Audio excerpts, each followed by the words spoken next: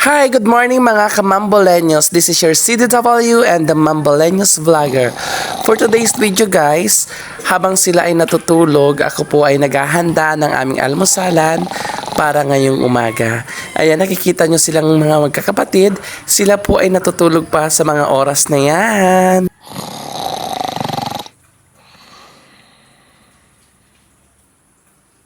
And syempre guys, habang sila ay mahimbing ang tulog, ako ay nagpiprito ng binabad na bangus na binili ko kanina sa labas. Ito ay nagkakahalaga ng 200 pesos. Napakasarap na ready to cook. So habang nagpiprito ako dyan, naghanda na rin ako ng sibuyas, bawang, karne at yung pansit. Kasi po ngayong umaga talaga magluluto ako ng pansit na almusada namin. And dyan piniprito kong bangus. Is mamaya po namin ulam yan sa tanghalian. Nagre-ready na po ako kasi nga papasok kami ni Kagawad Eric sa trabaho. Kaya iniiwanan ko na ng lutong ulam ang dalawang bata. So ngayon magigisa na po ako ng bawang, sibuyas. Yan, nakita nyo? Inuuna kong isa lang ang bawang.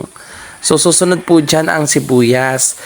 Pagka medyo golden brown na ng kaunti, susunod ko na dyan yung chicken. And sunod ko po dyan yung yung soy sauce.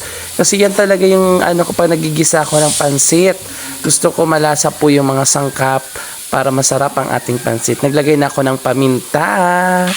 Diba? Yung mga paminta dyan, katulad ng iba, paminta, hahatching ka talaga.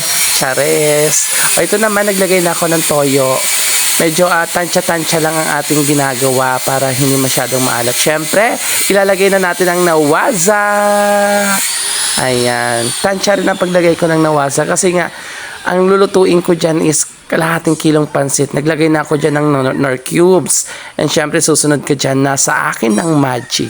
Ayan, good morning! Nagising ng ating kagawad.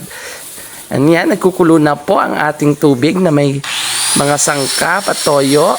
Ilalagay ko na dyan ang aking pansit. Madali lang naman magluto ng pansit, kaya pagkaluto niyan, ihahain ko na siya at mag-aalmusal na kami ng mga kasama ko sa bahay. Siyempre, para masarap talaga ang pansit, kailangan natin sarapan ang pagluluto ng may kasamang pagmamahal, diba? Ganun talaga dapat ang secret ingredients ng mga ating niluluto. Heto na guys, luto na ang ating binabad na bangus. And meron po yun dyan saging. And syempre, nandyan na ang pansit na aking inihain. Napakasarap talaga.